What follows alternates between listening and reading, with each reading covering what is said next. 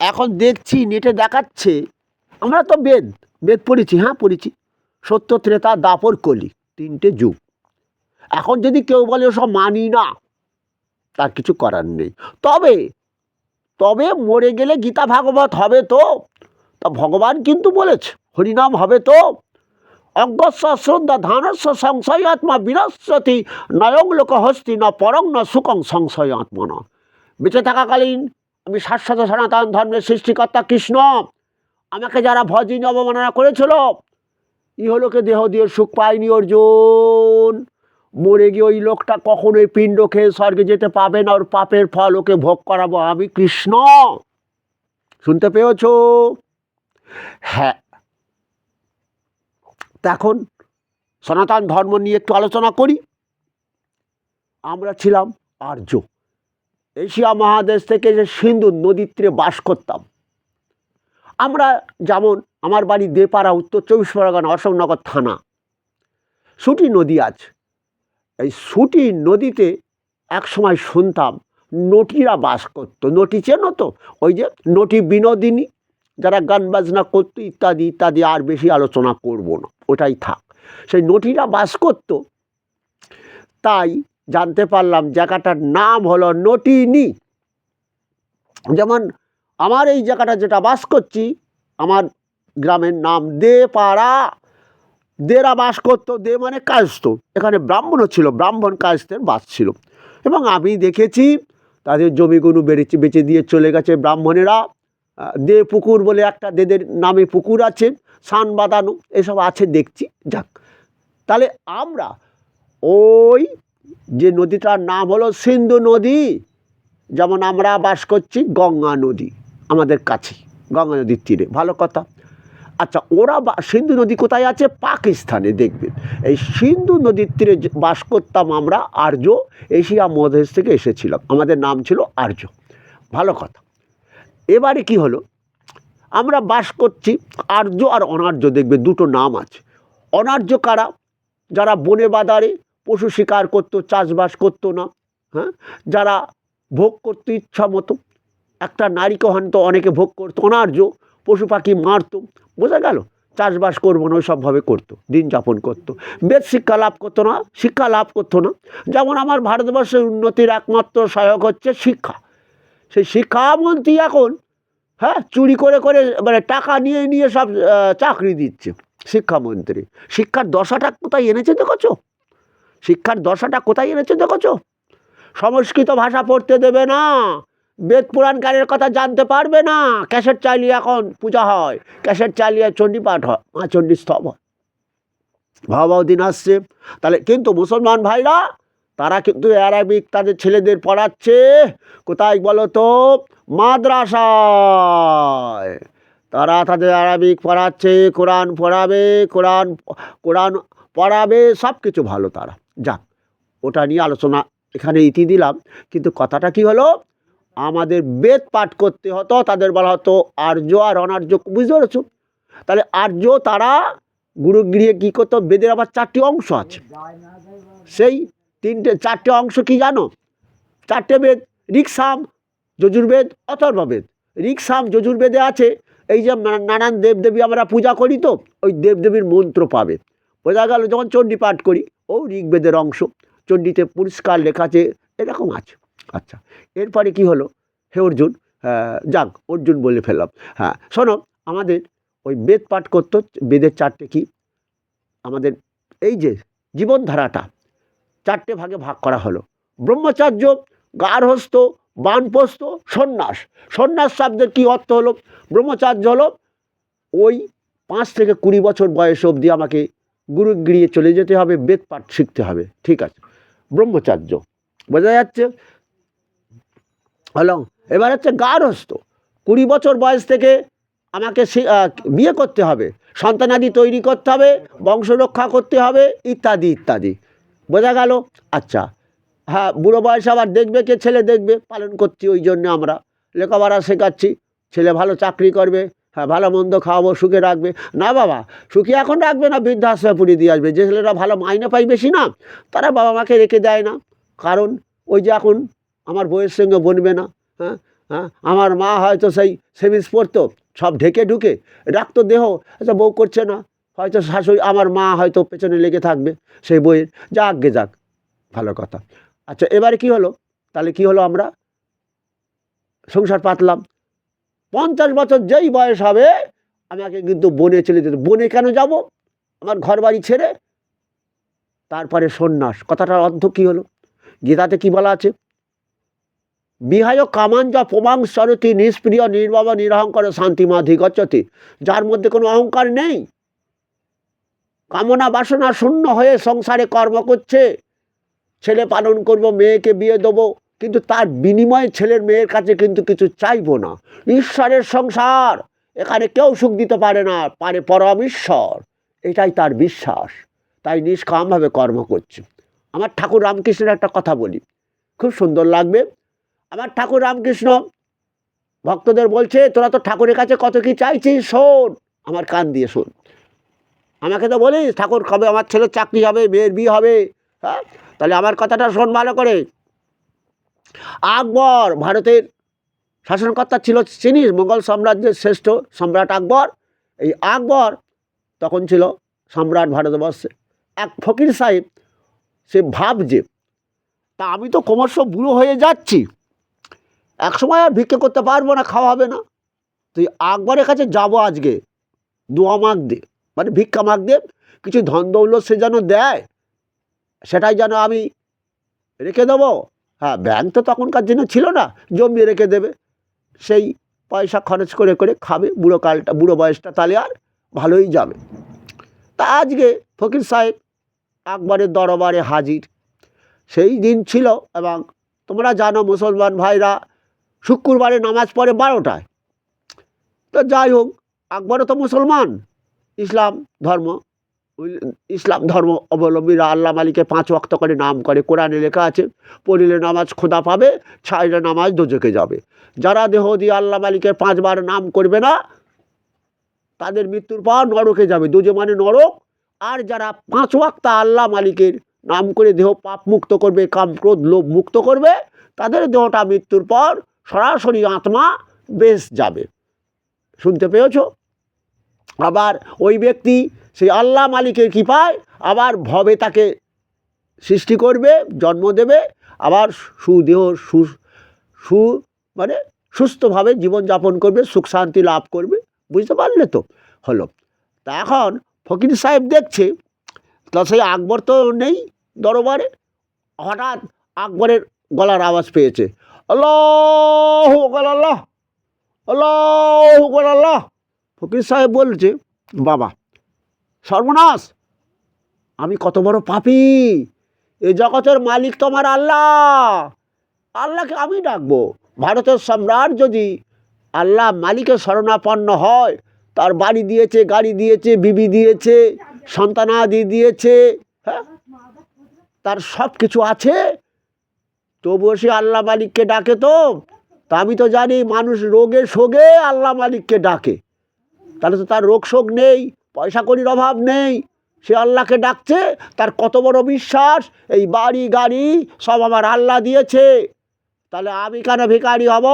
ওই আল্লাহ আকবরের কাছ থেকে আমি বাড়ি যাব, বাড়ি গিয়ে আমিও ডাকবো, আল্লাহ আল্লাহ। ঠাকুর বললেন, শুনতে পেয়েছিস কি তোরা? তাই আমার কাছে আর কোনো দিন চাস না কিছু, তোদের কর্ম অনুযায়ী শিখ, ভগবান তোদের দেবে, কেউ কারোর দুঃখ দূর করতে পারে না রে। শুনতে পেয়েছিস? কথা আছে না, ভগবানে দিলে ফুরোয় না, মানুষে দিলে কুড়োয় না। যার কপালে কষ্ট আছে তাকে ভগবান তো দিতে চাইছে, দিয়ে রেখেছে রে। আরে সবাইয়ের কি সুগার হয়েছে? সবাই কি আর ওই শুকনো রুটি খায় কি রে? হয়নি তো। যে যার কর্ম অনুযায়ী রোগ হয়, শোক হয়, এখানে সুখ ভোগ করতে হয়, কষ্টটাও ভোগ করতে হয় রে। আবার অকালে মৃত্যু হয়, বুঝতে পারলি? কেউ গর্ভে মরে যায়, কেউ বাহিরের জগতে এসে মরে যায়। যে যার পাপের ফল তাকেই ভোগ করতে হবে রে। তাই আল্লাহ মালিককে ডাক। অর্থাৎ তুই হিন্দু তো কলিযুগে হরিনাম সংকীর্তন শ্রেষ্ঠ। তাই বদনে দিয়ে ঠাকুর রামকৃষ্ণ বলেছিল, কলিযুগে নাম শ্রেষ্ঠ, নাম কর, নাম নাম। হরে কৃষ্ণ কৃষ্ণ কৃষ্ণ হরে হরে। এখন ওই যে কথাটা বললাম, বৈষ্ণব কি, বৈষ্ণবের কথা কি বেদে আছে? এরা কত বড় গান্ডু চিন্তা করো, এরাও মরে যাবে, এদেরও হরিনাম হবে। তাহলে মরার পর ওই 4 ছেলে হরিনাম দেবে? এখনকার ছেলে পুলে ওই বাবা মাকে পালন না করলেও মরে গেলে দেখি হরিনামটা গীতা পাঠটা দিতে ভোলে না। বুঝতে পেরেছ? এখন কি হবে বলো তো? শুনতে পাচ্ছ? আমার একটা ঘটনা তোমাদের। তাহলে ভগবান কি বলেছে? জীবিত থাকালীন তারা শাশ্বত সনাতন ধর্মকে মানি অবজ্ঞা করেছিল, ইহলোকে সুখ পায়নি, মৃত্যুর পরও কি পাবে সুখ? হ্যাঁ, যে মহাবু বললেন, ওগো শোনা মিশ্র, কলিযুগে নাহি তপযোগ্য, যেজন ভজে কৃষ্ণ তাহার মহাভাগ্য। অতএব গৃহে তুমি কৃষ্ণ ভজ গিয়া, কুটিনাটি পরিহারি একান্ত হইয়া, সাধু সাধন তত্ত্ব যা কিছু সকল, কৃষ্ণ নামে মেলাবে সকল। হরের নাম হরের নাম হরের নাম কৈবলম, কলৌ নাস্তে বা গতিরতা। হে কলির জীব, দেহ দিয়ে যত যজ্ঞ করো, কত যজ্ঞ করো বলো তো? ওম মাতা লক্ষ্মী স্তম্ভং সর্বভূতনং, নমস্তে বিশ্বভাবিনী দেহি পুত্রং ধনং দেহি। ও ধনের জন্য যজ্ঞ করলে তো মা লক্ষ্মীর। জানো, তুমি মরে গেলে না, তোমার হাতে যদি একটা কিছু দামি আংটি টাংটি থাকে না, তবে ওটা দেখবে খুলে নেবে।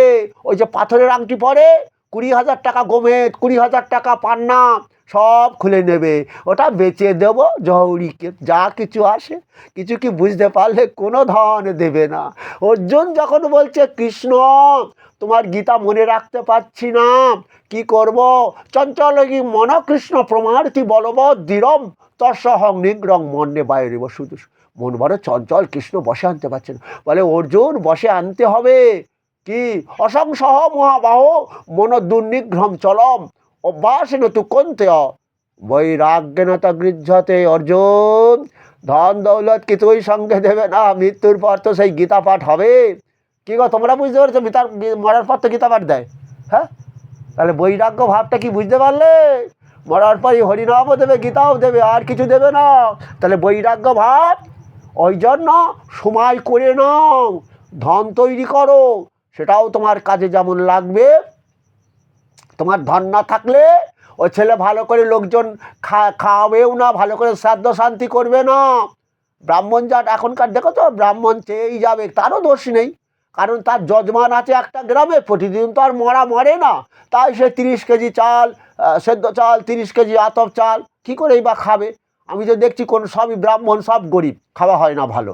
কয়েকটা ব্রাহ্মণ একটু ভালো আছে, হ্যাঁ, কিছু সম্পত্তি হয়তো বাবা কেলে আছে, কলিযুগে ব্রাহ্মণ। আর বুঝতে পারলেন? তাহলে এই যে সন্ন্যাস কথাটা এখানে উঠে এসেছে, যে বেদে কি আছে, বেদে কি আছে? হরিনাম। বৈষ্ণব কথাটা আছে। আরে বৈষ্ণব কাদের বলে জানো?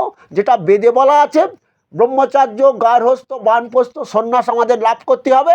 এই সন্ন্যাস জীবনী হচ্ছে কি জানো? সন্ন্যাস আর বানপ্রস্থ হচ্ছে বৈষ্ণব চরিত্র।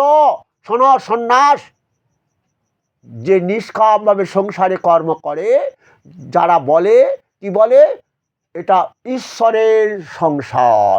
আর বৈষ্ণব ভজ কৃষ্ণ, কৃষ্ণ নাম ভজন করে, তারা বলে কৃষ্ণের সংসার। সন্তানাদি সব কৃষ্ণের, বাড়ি গাড়ি সব কৃষ্ণের, সেই মালিক এনেছে সংসারে। তাই কলিযুগে আমি বদন দিয়ে হরিনাম নিজে গাইব, অপরকে বিলাব নাম। সেটাই বৈষ্ণব চৈত্র তুলে ধরল নিত্যানন্দ প্রভু, হরিদাস। বুঝতে পারলে? সবাই দিন দিয়ে একটা দল তৈরি করলো, দাঁড়ে দাঁড়িয়ে তারা গিয়ে গিয়ে কি বলবে? ভজ, তোমরা ভজ কৃষ্ণ। কেউ কৃষ্ণ নাম ভজছে না, বলছে হরিদাস তাহলে এক কাজ করো, আমি কৃষ্ণ নাম দিয়ে মহামন্ত্র তৈরি করলাম। কি মন্ত্রটা শুনবে? ওই যে আপন সবারে প্রভু করে উপদেশে, কৃষ্ণ নাম মহামন্ত্র শোনো। হরি সবার এই কথাটা না দাঁড়িয়ে দাঁড়িয়ে দাও, আর গিয়ে বলো কৃষ্ণ নাম মহামন্ত্র গাও গো। মরে যাওয়ার পর যে কৃষ্ণ নাম মহামন্ত্র হরিনাম হবে, ওতে তোমার কোনো কাজে লাগবে না। তখন তোমার প্রেত আত্মা দেহ পুড়িয়ে দিয়েছে। শাস্ত্র বলছে শ্রবণ করো, কীর্তন করো, বদন কি কান দিয়ে শ্রবণ, বদন দিয়ে বলো। তবে হ্যাঁ, আমি ছেড়ে দিয়েছি, ওই যে পশু পাখি কীটাদি বলিতে না পারে, শুনিলেই কৃষ্ণ নাম হরিনাম, তারা পাপমুক্ত হয়ে যাবে। কারণ ওরা তো বলতে পারছে না। আর পূর্বজন্মে ওরা বলেছিল আমি ঈশ্বর, ইচ্ছা মতো ভোগ করবো। হ্যাঁ, ইচ্ছা মতো ভোগ করতে চেয়েছিল, এখন ওদের পশুকুলে জন্ম দিয়েছে, এক মুঠো অন্নের জন্য দাঁড়িয়ে দাঁড়িয়ে ঘুরে বেড়াচ্ছে। আরে বেল পেকেছে, কাকের কি? কাক তো আর বেল খেতে পারবে না, ও পাকা পেঁপে তো আর পাওয়া যাচ্ছে না। হ্যাঁ, কি বুঝলে, আম তো আর 12 মাস পাওয়া যায় না। ওদের দশা দেখছো, আগে ভাগার ছিল। ওই আমি যেখানটায় থাকি সেখানে প্রচুর কাক আসে, তা ওদেরও ওই কী করি, ভাত আটা মেখে মেখে দিই, তোমরাও দাও। কারণ কেন জানো, ওই যে সন্ন্যাস মানে কি জানো, ত্যাগ, জীবের সেবা। যেমন আমার গুরুদেব ভূতেশানন্দজি, ওরা সন্ন্যাস তো, গেরু অবসন পড়েছে। তাহলে ওরা কি করে জানো, জীবের সেবা করে।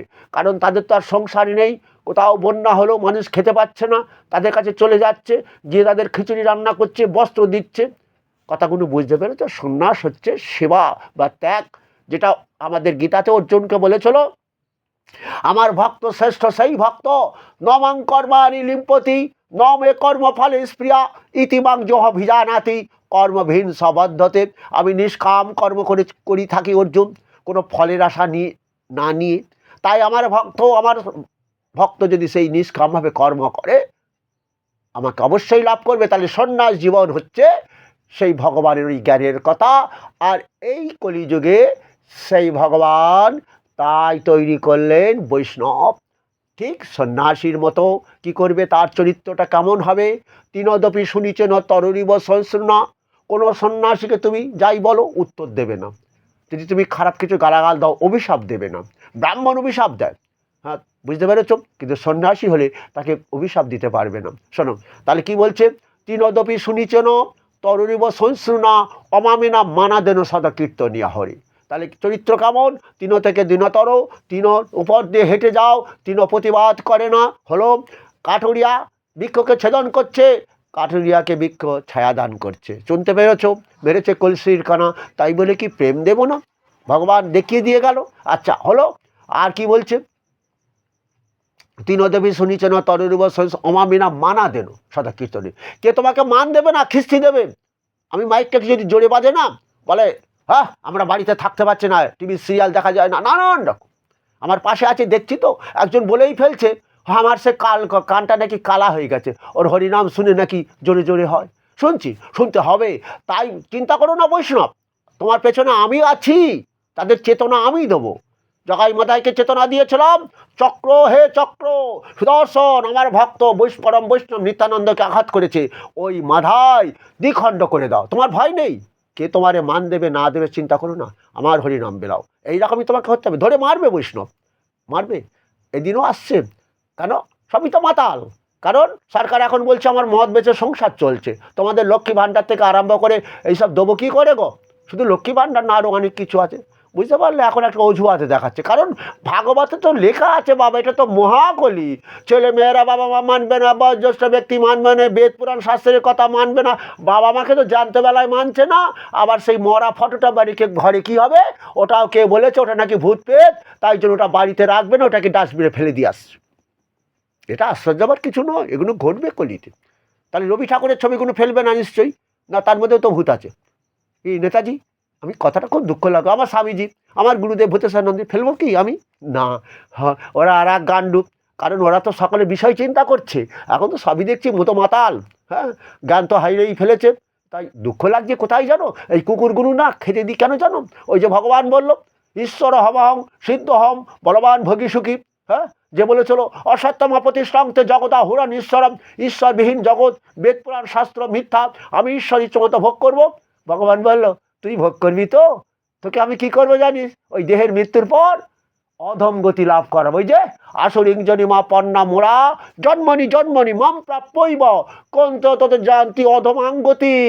কেউ তো বলতে পারবি না যে আমি মরবো না, এইভাবেই আমি ঈশ্বর ইচ্ছা মতো ভোগ করবো। এটাই আমার কষ্ট হয় গো, কাকগুলো ডাকলে কষ্ট হয়। আহারে, ওদের মনে হয় খিদে লেগেছে, ভাগার নেই তো। আর কুকুরের কথা কেন বলো? হ্যাঁ, সে তো মনে করলাম যে গৌতম পালের বাড়ি থাকে, ওটা একটা নোংরখানা খুলবো। হ্যাঁ, ওরা যখনই যাবে খাওয়া পাবে। হ্যাঁ, এটাই চেষ্টা করছি। আমি গীতা পাঠ করি, যে যা কিছু কিছু দেয় তাই যে ওদের আটা কিনি, চাল কিনি, ভাত রাঁধতে পারি না, ওইটাই কষ্ট হয়। হ্যাঁ, বুঝতে পারলে? চেষ্টা করো।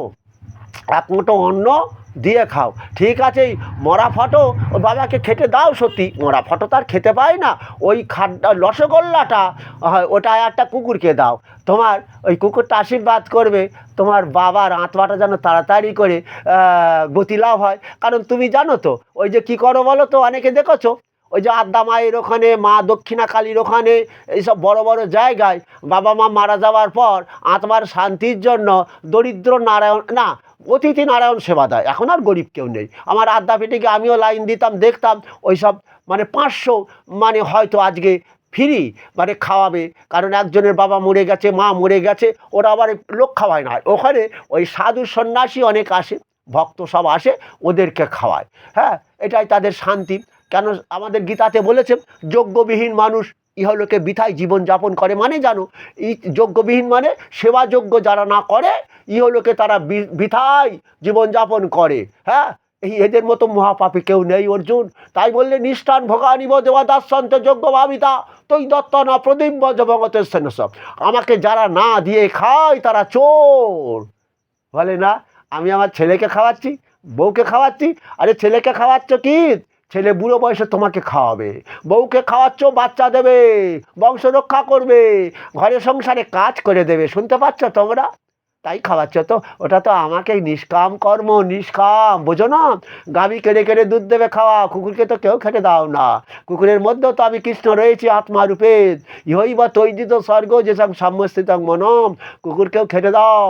কার না হলে ওই যে ছেলে খাওয়ায় কেন, বাবা এক মুঠো অন্ন কুকুর বেড়ালকে দেয়নি রে, ও তো মহাপাপী রে। এখন তো কৃষ্ণ তার গতি করবে না, কারণ ওই যে কৃষ্ণ বললেন, ভগবান বললেন মৃত্যু সর্বহরস্য অহভূত ভবস্য ভবিষ্যতাম, আমি কৃষ্ণ জীবের কর্ম অনুযায়ী যেমন মৃত্যু দিয়ে থাকি, ভবিষ্যতে আত্মাটে দিয়ে নতুন দেহ তৈরি করব। তাহলে ওই দেহটা কেমন দেহ তৈরি হবে? এই যে কি বলো, আসরিং জনিমা পন্না, অসুর ভিত্তি করেছে সারা জীবন ধরে, আমি ঈশ্বর ইচ্ছা মতো ভোগ করবো। আসরিং জনিমা পন্না মোরা জন্মনি জন্মনি মাম প্রাপ্যইব, বারবার রসিকুলি জন্ম দেব, কখনো কখনো কৃমিকীটাদি কুলে জন্ম দেব। আবার ভগবান কৃষ্ণ যাতে আমার বাবার ওই কৃমিকীটে কুলের যাতে জন্ম না দেয়, আবার তাই আমার নারায়ণ সেবা দেয়, অতিথি নারায়ণ ডেকে ডেকে এনে খাওয়ায়। তোমার একটু খাও, আমার বাবাকে আশীর্বাদ করো। ওই ভুজি দাও না তোমরা, কে কাকা মরে গেছে, জ্যাঠা মরে গেছে, কাকিমা মরে গেছে, যে কী বলবার তো, হে ভগবান বিষ্ণু তুমি সৃষ্টিকর্তা পালনকর্তা, আমার কাকিমা হ্যাঁ সে পেতলোকে রয়েছে, পেতনি লোকে রয়েছে, তার আত্মার শান্তি দাও। ভুজি দাও তো, ভুজি বোঝো, ওই যে চাল ডাল নিয়ে ব্রাহ্মণদা মন্ত্র শেখায়, বলে দেয়। হ্যাঁ হ্যাঁ, তোমার কাকিমার যে যার নাম ধরে বলো ভগবান বিষ্ণুর কাছে, তার মধ্যে পেত আত্মা রয়েছে, পেতনি হয়েছে, দৈনিক যন্ত্রণা ভোগ করছে, তার আত্মা যেন সদ্গতি তাড়াতাড়ি করে লাভ করিয়ে তাকে যেন বৈকুণ্ঠ লাভ করায়। সব বৃথা, কিছুই হয় না। ভগবান বললে না দত্তে কস্যচিৎ পাপং ন চৈব সুকৃতিং বিভু অজ্ঞানাবৃতাং জ্ঞানং তনা মুঝন্তি যন্তবম, তোকে তো মানুষ করেছি রে, তোর খিদে লেগেছে কষ্ট পাচ্ছিস, তোর বাড়িতে একটা কুকুর বিড়াল শুয়ে আছে, সেও তো কষ্ট পাচ্ছে খিদের জ্বালায়, কিরে বুঝতে পারিস নি? সে পাপটা তো তোকে ভোগ করতেই হবে। হরে কৃষ্ণ, ওই যে হরিনামটা গাইলে না দেহটা পবিত্র হয়ে যাবে। কিছু কিছু, আমি সব বৈষ্ণবের কথা বলবো না, ওই যে মায়াপুরে দেখতে পাবে, আবার বৃন্দাবনে যারা কাছে দেখেছো সেটারা কত মানুষকে খাওয়াচ্ছে। হ্যাঁ, কেন খাওয়াচ্ছে? সেটা হচ্ছে পবিত্র তীর্থস্থান, ওখানে আমার সব বৈষ্ণব জীবের সেবাই হচ্ছে শ্রেষ্ঠ ধর্ম, এটা যেন ভুলে যেও না। এটাই তো বলেছে, এটাই তো যত গ্রন্থ পড়ো একই পাবে সেই কথা। কি কথা? স্বয়ং স্বামীজি বলছেন। কি স্বামীজিকে চেনো তো? হ্যাঁ, সে আর অনেক, সেই 5000 বছরের ভগবান কৃষ্ণ কথা শুনছো না তো? হ্যাঁ, 500 বছরের মহাপ্রভুর কথা শুনছো না তো? ও গো, স্বামীজির কথা তো জানো। কি সে কী বলেছিল বলো? বহুরূপে সম্মুখে তোমাচারী কোথায় খুঁজেছে ঈশ্বর, জীবের প্রেম করে যেই জন সেই জন সে কোথায় কিসয় ঈশ্বর, সমস্ত জীবের মধ্যে রয়েছেন। জীবের সেবাই হচ্ছে শ্রেষ্ঠ সেবা, সেবা ধর্ম। যত জীব তত শিব, ভুলে যেও না।